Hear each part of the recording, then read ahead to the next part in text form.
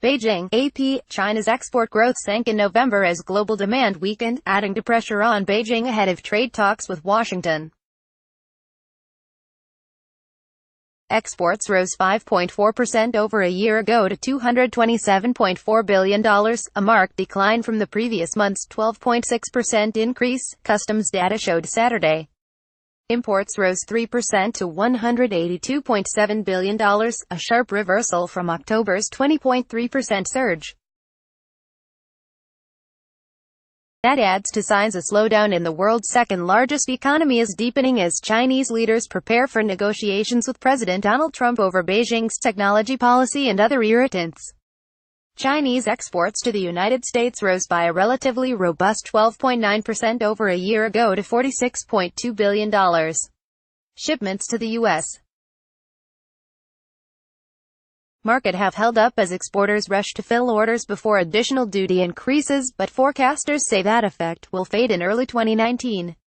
Imports of American goods rose 5% to $10.7 billion, down from the previous month's 8.5% growth. China's politically volatile trade surplus with the United States widened to a record $35.5 billion. Trump agreed during a December 1 meeting with his Chinese counterpart, Xi Jinping, to postpone tariff hikes by 90 days while the two sides negotiate. But penalties of up to 25% imposed earlier by both sides on billions of dollars of each other's goods still are in effect. Companies and investors worry the battle between the two biggest economies will chill global economic growth. The Chinese economy grew by a relatively strong 6.5% over a year earlier in the quarter ending in September. But that was boosted by government spending on public works construction that helped to mask a slowdown in other parts of the economy. An official measure of manufacturing activity fell to its lowest level in 2 years in November. Auto sales have shrunk for the past 3 months and real estate sales are weak. Chinese leaders have responded by easing lending controls, boosting spending on construction and promising more help to entrepreneurs who generate the state-dominated economy's new jobs and wealth. But they have moved gradually to avoid reigniting a rise in corporate and local government debt that already is considered to be dangerously high. The Trump administration imposed 25% duties on $50 billion of Chinese goods in July in response to complaints that Beijing steals or pressures companies to hand over technology. Washington also imposed a 10% charge on $200 billion of Chinese goods. That was due to rise to 25% in January, but Trump postponed it.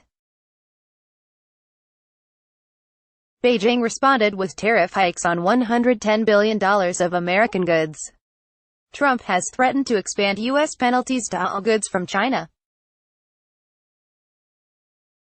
Washington, Europe and other trading partners complain plans such as Made in China 2025, which calls for creating Chinese global champions in artificial intelligence, robotics and other fields, violate Beijing's market opening obligations.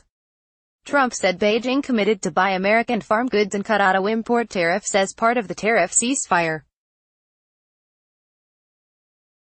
Chinese officials have yet to confirm details of the agreement.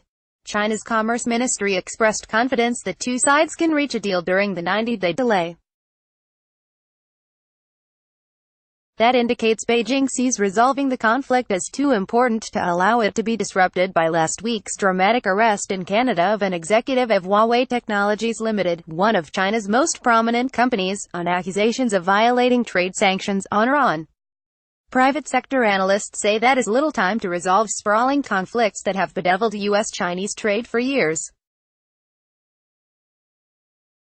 That suggests Beijing will need to find ways to persuade Trump to extend his deadline. The weakness in November's Chinese imports came despite tariff cuts on imports from other markets as part of official efforts to generate consumer-driven economic growth. The ruling Communist Party wants to reduce reliance on trade and investment. She presided over the opening of an import fair in Shanghai in November that was meant to rebrand China as a welcoming import market. Some 3,600 companies from 152 countries took part in the 5-day event. The president promised to open Chinese markets wider, cut costs for importers and increase consumer spending power.